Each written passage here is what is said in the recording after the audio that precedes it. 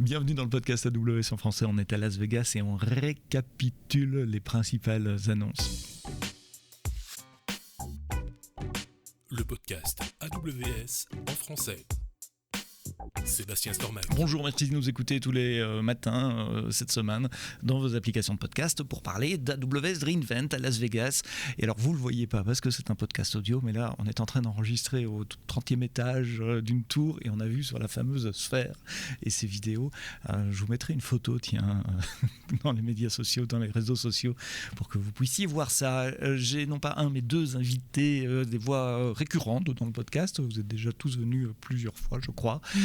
Virginie Mativet, AWS Hero en AI, en IA, en intelligence artificielle et en machine learning. Et puis tu tournes ta boîte aussi qui s'appelle MLOps. Et puis on t'a déjà entendu plein de fois dans le podcast. Et puis tout à l'heure on aura Jérémy qui est de l'autre côté, architecte cloud, AWS Hero également, Hero serverless, hein, non ? Non, Hero, community, Hero généraliste, tout simplement. Question toute simple et toute bête, et ça sera la même question pour vous deux. On a eu la keynote de Matt Garman, le CEO d'AWS ce matin. 3 heures presque, c'était un peu long. C'est vrai. Qu'est-ce que tu as retenu ? Qu'est-ce qui t'y retrouve pour toi ? Disons que 3/4 de la keynote parle d'intelligence artificielle, donc déjà pour moi c'est cool, on va dire. Ouais. C'est ça, j'ai l'impression d'être à la keynote d'IA, mais qui n'est pas aujourd'hui. Non, mais ça sera demain matin. C'est bien, ça fait une répétition. Qu'est-ce que j'en retiens ? Il y a eu pas mal d'annonces qui ont été faites, Nova surtout. Donc Nova, c'est un nouveau modèle made in Amazon. C'est ça. Pourquoi ? Pourquoi ? Parce que déjà, grosso modo, il va proposer à peu près toutes les modalités, avec différentes tailles aussi. Et niveau benchmark, il a l'air plutôt pas mauvais, quoi, en fait. Il n'atteint pas le niveau de Sonnet de Claude, Claude 3.5 Sonnet, mais bon, il est un peu au-dessus de tous les autres. Mais par rapport aux autres, il est quand même vachement compétitif. Donc, c'est intéressant. C'est la promesse, hein, c'est moins cher et plus performant. C'est toujours. Alors ça, j'ai l'impression que c'est toujours ce qu'on dit à chaque keynote, chaque service. Aussi. C'est plus puissant, moins cher. Là, je sais pas, mais en tout cas, ça a l'air de pouvoir marcher sur pas mal de choses. Ils annoncent de la vidéo. Ouais, ça j'ai envie de voir. Ça sera pour l'année prochaine. Ouais, c'est pas ça, c'est pour cool. maintenant, mais pouvoir générer des clips vidéo. C'est de 6 secondes à 2 minutes. Effectivement, il y a un petit peu de délai parce que 6 secondes, c'est un peu court, mais c'est quand même super intéressant d'avoir ça. Et puis, un modèle maison, c'est pas mal aussi. On sait où il est hébergé, on sait.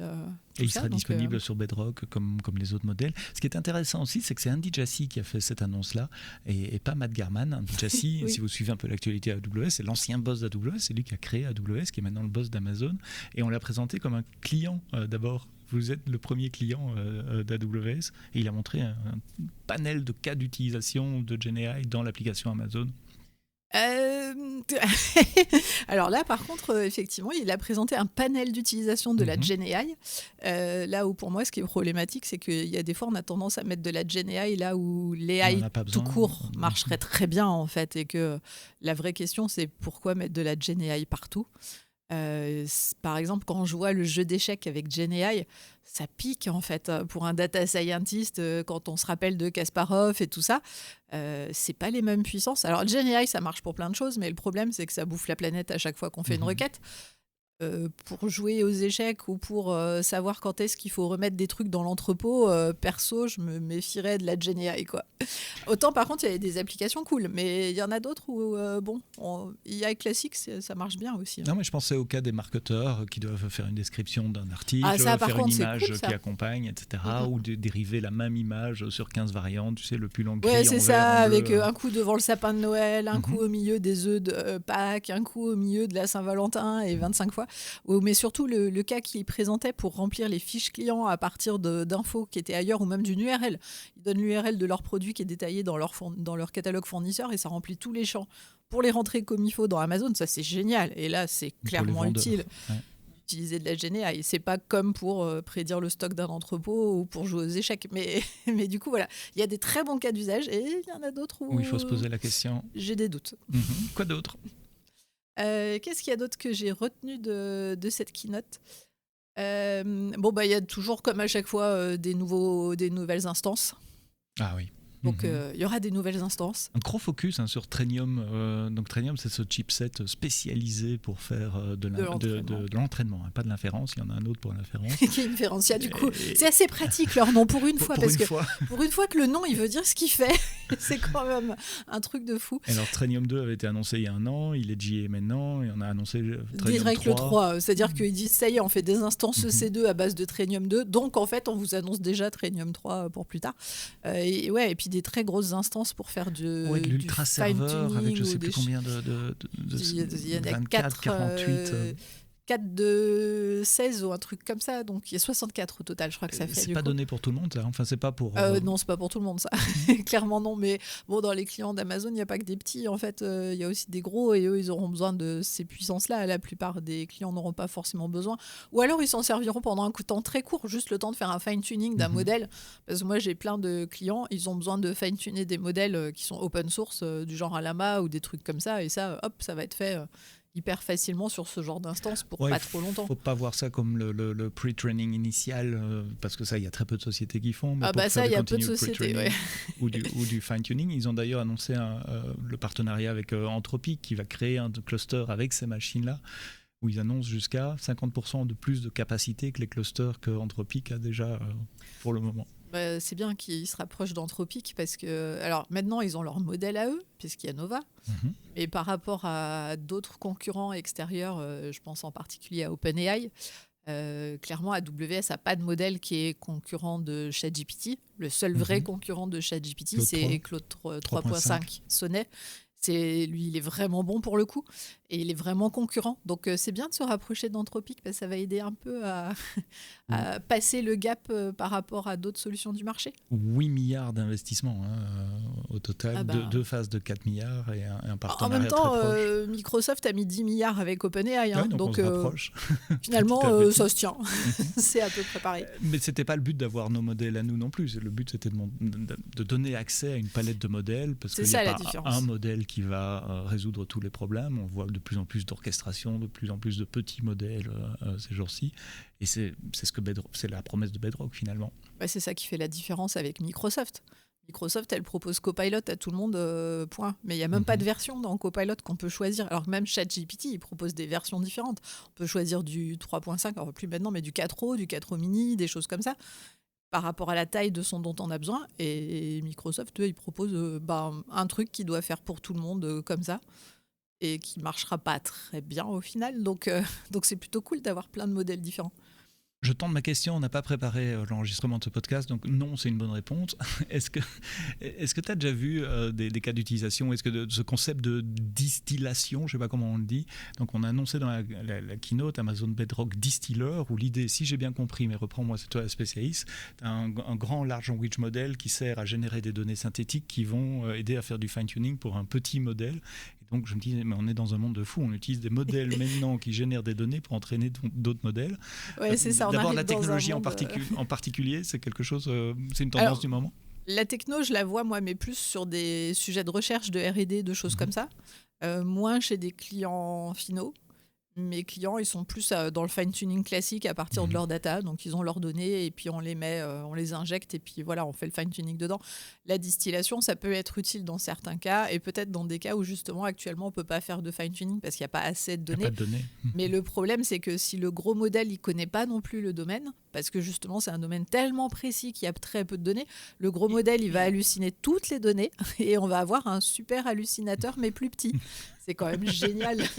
Ça ne peut pas servir à formater les données, puisque pour du fine-tuning, il faut que les données soient labellisées. Donc, à supposer que le modèle connaisse les données, ça, on est d'accord. Le modèle en amont, je veux dire, le grand modèle.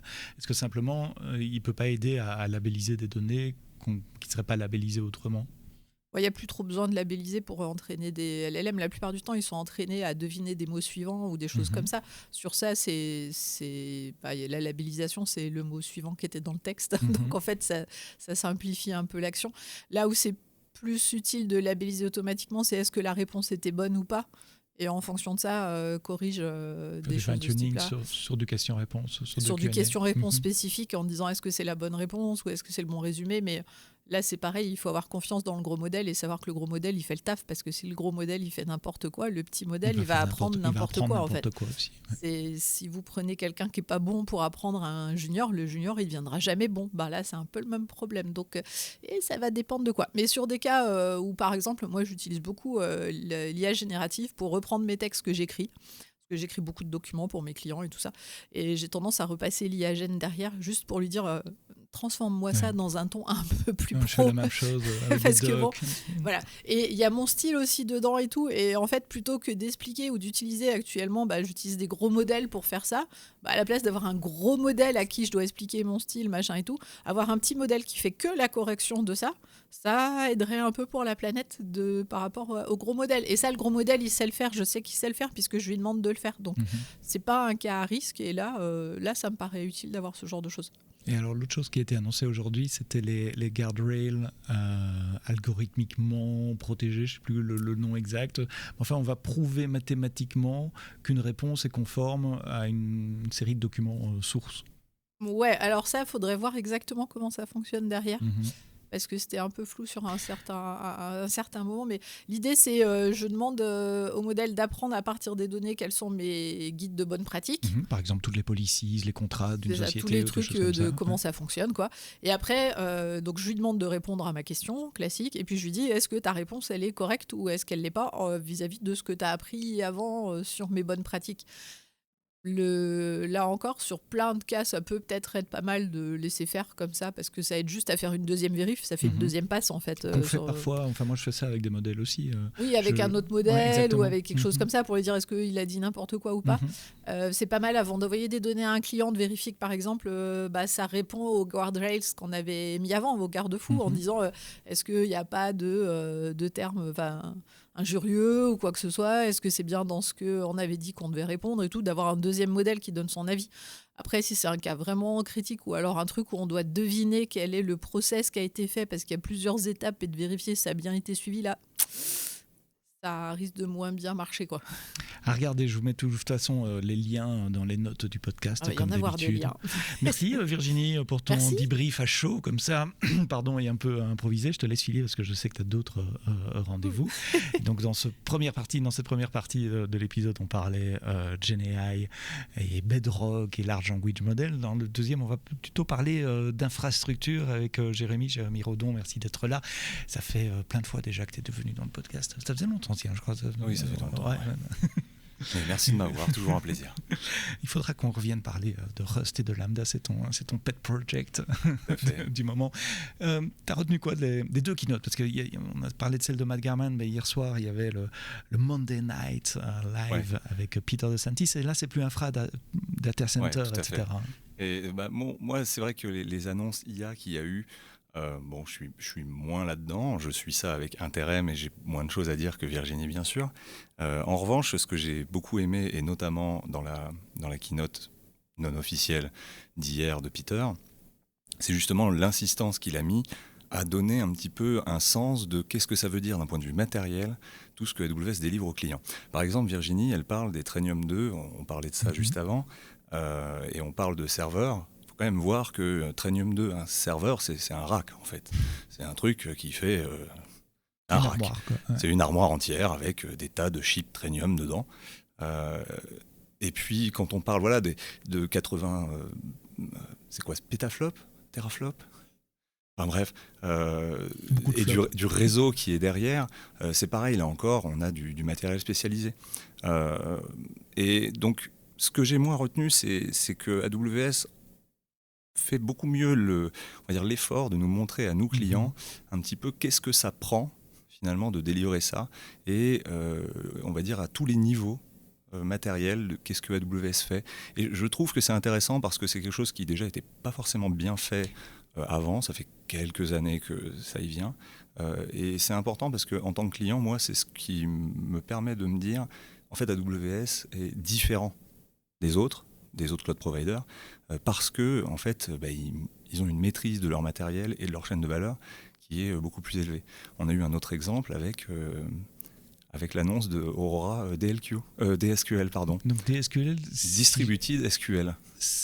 Globalement, ça permet de faire de la réplication multi-région synchrone, donc des transactions multi-régions, base de données, multi-régions. Multi-régions. Et normalement, quand on parle de SQL et de multi-régions, ce qu'on entend, c'est il y a un master quelque part et il y a des read réplicas. Ouais. Là, on est en train de parler de actif-actif, de multi-master. Et c'est vrai que classiquement, alors je suis aussi instructeur AWS, moi, donc je fais des formations, et à chaque fois qu'on parle de DynamoDB Global Tables ou de SQL, j'ai toujours un petit peu les mêmes remarques auprès des élèves qui posent des questions. C'est en fait, multimaster sur plusieurs régions, c'est sympa dans l'idée, mais en fait, moi ce que je leur disais jusqu'à maintenant, c'est impossible. C'est impossible parce que en fait, la synchronisation, garder des performances en synchronisant à l'échelle mondiale des trucs, c'est impossible. Et là, ce matin, Matt Garman m'explique, et je suis absolument sur les fesses. Encore ce soir. Encore ce soir. Il m'explique, non, mais en fait, ce qu'on peut faire, c'est utiliser tout simplement les timestamps des transactions pour décider laquelle doit gagner.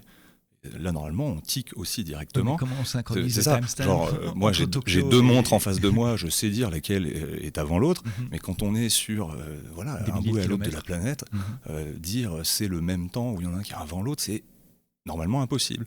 Mais pas de problème. AWS, apparemment, a une flotte de satellites avec des horloges atomiques qui permet d'avoir un service de synchronisation de temps qui permet à AWS d'avoir sur une EC2 en Asie-Pacifique et une EC2 aux États-Unis une synchronisation du temps à la microseconde près. Et donc, ils peuvent faire maintenant des Aurora, transactions et savoir qui distributed SQL. Et là encore, je trouve que ça souligne quand même l'importance qu'AWS met sur des fondations physiques extrêmement solides pour les services. C'est même nouveau parce que je me souviens, il y a plus de 10 ans quand j'ai rejoint AWS, on nous disait on ne dévoile pas les détails d'implémentation. Vous n'avez pas besoin de savoir. Vous avez une API pour démarrer une instance EC2 et débrouillez-vous avec ça. Et en fait, à t'écouter parler, si c'est important de savoir parce que ça permet de gagner la confiance. Tout à fait. Alors moi je pense que c'est pas qu'on n'a pas besoin de savoir. Enfin, on n'a pas besoin de savoir et c'est très bien comme ça. C'est-à-dire que moi en tant que client, allumer le truc et juste ça marche, c'est évidemment ce que je demande. Mais au bout d'un moment, j'ai aussi un petit cœur de geek. Et mon petit cœur de geek, lui, il a envie de savoir. Et j'étais tout à l'heure, alors c'était pas la keynote, mais j'étais à Deep Dive S3. Et ouais, il y a un côté vraiment cool à essayer de comprendre comment est-ce que AWS arrive à fournir des pics de bande passante sur S3 à 1 pétaoctet par seconde. Il faut quand même réaliser ce que ça fait.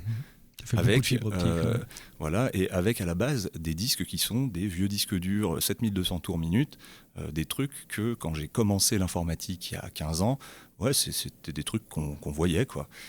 Donc avec ces technologies-là, AWS arrive à faire ce genre de performance. Et il suffit d'en paralléliser des dizaines de millions apparemment. Ouais. Quoi d'autre ?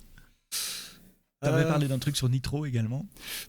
Oui, alors il n'y a pas eu vraiment de redeep dive sur Nitro, mais c'est vrai que Peter, hier, à sa keynote, entre guillemets, à son Monday Live, a reparlé de Nitro, et Dave Brown a fait un deep dive sur S3 aussi, lui. Et ce que j'ai trouvé intéressant, c'est que Nitro vraiment a l'air de coloniser un petit peu tout AWS.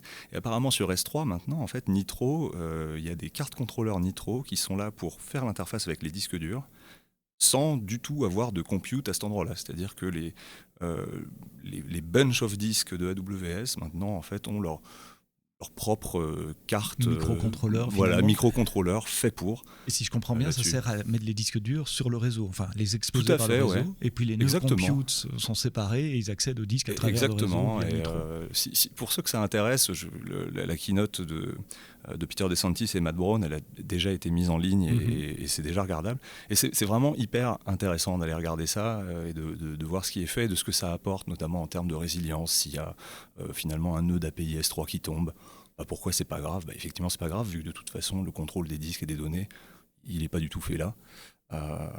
Donc voilà. Après, il y a eu des annonces, principalement sur du matériel IA, j'avoue. Donc, bon. Non, mais c'est intéressant de voir ton point de vue parce que ça, c'est uniquement à Reinvent. On peut apprendre les technologies, les services, les API. Il y a de la doc, il y a des trainings en ligne, il y a plein de choses. Mais ce genre de détails sur comment ça fonctionne, etc., c'est ici qu'on le dévoile en général et c'est pas ailleurs. Et puis, hier soir, il y avait un dîner aussi avec tous les AWS Heroes. Quantité de matière grise dans cette salle incroyable. Qui était bien agréable, et Werner est passé dire bonjour. Werner Vogels, le CTO d'Amazon, est passé dire bonjour à la fin. On en reste là pour aujourd'hui. Il y aura la keynote de Werner, justement, jeudi. Il y aura peut-être d'autres choses à venir. C'est un bon point. Nous sommes mardi. Mercredi, la keynote de Swami qui parlera essentiellement d'intelligence artificielle et de données, puisque Swami est le VP Data et AI. Et puis, jeudi, le moment que tous les geeks attendent, ou que tous les développeurs attendent, c'est la keynote un peu plus technique, quoique celle de Peter est bien technique aussi, mais sur l'infra vraiment. Werner Vogel, CTO, parlera plus probablement d'architecture, de logiciels, et parlera plus aux développeurs. C'est ce qu'il fait traditionnellement. Ça sera jeudi. Je vous mets les liens pour regarder les keynotes, et puis on débriefera tout ça également. Demain, ça sera avec Chris Legal d'Atem, et puis vendredi, je ne sais pas encore, ça va dépendre de qui je croise dans les couloirs ici. Merci à vous deux d'avoir passé un tout petit peu de votre temps pour le podcast AWS en français. Merci à vous d'avoir écouté l'épisode jusqu'au bout, et rendez-vous pour le prochain récap. Mais d'ici là, quoi que vous codiez, codez-le bien.